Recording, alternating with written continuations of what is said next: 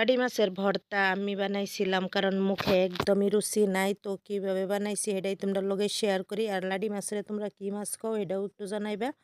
তো চলো ভিডিওটা শুরু করি। আসসালামু আলাইকুম প্রিয় ভাই বোনেরা, কেমন আছো সবাই? আশা করছি ভালো আছো, আল্লাহ রহমতে আমিও ভালো আছি আলহামদুলিল্লাহ। এখনো সকালবেলা আমি যে একটু চা বানাইতেছি। তো চা বানানিটাই যে পানি দিয়ে গরম করে তারপরে চা পাতা দিয়ে দিলাম। চা পাতা দেওয়ার পরে একটু জাল করার পরে দুধ দিয়ে দিলাম। এই যে একটু সুন্দর করে জাল হয়ে পড়ছে, তারপরে আমি চিনি দিয়ে দিব। চিনি আগেই আমি দিই না, যেহেতু কালারটা সুন্দর আয় না। দুধ দেওয়ার পরে চিনিটা দিলে কালার খুব সুন্দর আয়। তো এই যে আমি চিনি দিয়ে দিলাম। এখন সুন্দর করে চাটা রান্না আমি একটু খাওয়া দাওয়া করবাম চাটা। তারপরে আমি চলে যাব আমি লাডি মাছের ভর্তা বানাবার। আমাদের মানে গড়ুয়া ভাষাত মানে আঞ্চলিক ভাষায় এটারে লাডি মাছ কয়।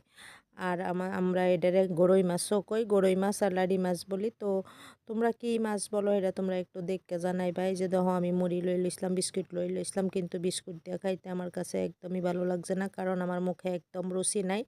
তো এই যে আমি মাছগুলি লই লইছি, এগুলিরও হয়তো অনেকেই টাকি মাছ বললা কয়, আমি জানি না তো শিওর। তো আমরা এটারে লাডি মাছ কই বা গরই মাছ কই। এই যে দেখো একটা বড় সাইজের একটা মাঝারি সাইজের দিয়ে এটা সুন্দর করে একটু ভাজা দেওয়া লইতেছি সরিষার তেল, হলুদ মরিচের গুঁড়া দিয়ে হেরে একটু আমি মাখাইয়া লইছিলাম। তো মাছ ভাজা আমরা সবাই জানি। তো সুন্দর করে একটু ভাজা ভাজা ভাজা দেওয়া এই যে নামাই লইতেছি। তারপরে আমি কাটাকাটি বাচ্চা লইম সুন্দর করে। তারপরে ওই কড়াইটার মধ্যে আর একটু সরিষার তেল দিয়ে দিলাম আমি রসুন রসুন আর কাঁচামরিচ দিয়ে হেরে সুন্দর করে একটু ভাজা দেওয়া লইতেছি। তো এখানে গাড়ি গুড়ি একটু যাইতেছে, শব্দ ইগনোর করবা সবাই। আরেকটা কথা, আমার বয়সটা একদমই খারাপ হয়ে পড়ছে, সবাই একটু ইগনোর করো।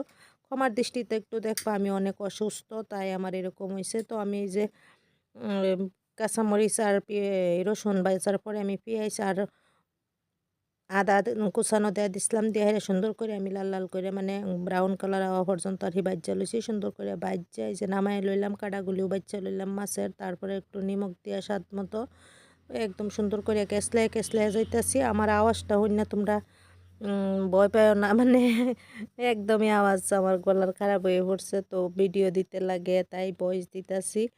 তো এই যে মাছগুলি সুন্দর করে আমি কাঁচামরিচ পেঁয়াজ আদা এগুলি রসুনগুলি কেসলে তারপরে মাছগুলি দিয়ে সুন্দর করে একদম ভালো ভালো টিহে মানে আর কি কেসলাই লইছি। যত কেসলাই বা হাতে অতই স্বাদ হইব। আর হাতে মাখানো মাছের ভর্তা খুব ভালো হয়, যে কোনো ভর্তায় হাতে মাখানো ভর্তাটা খুবই স্বাদ হয়।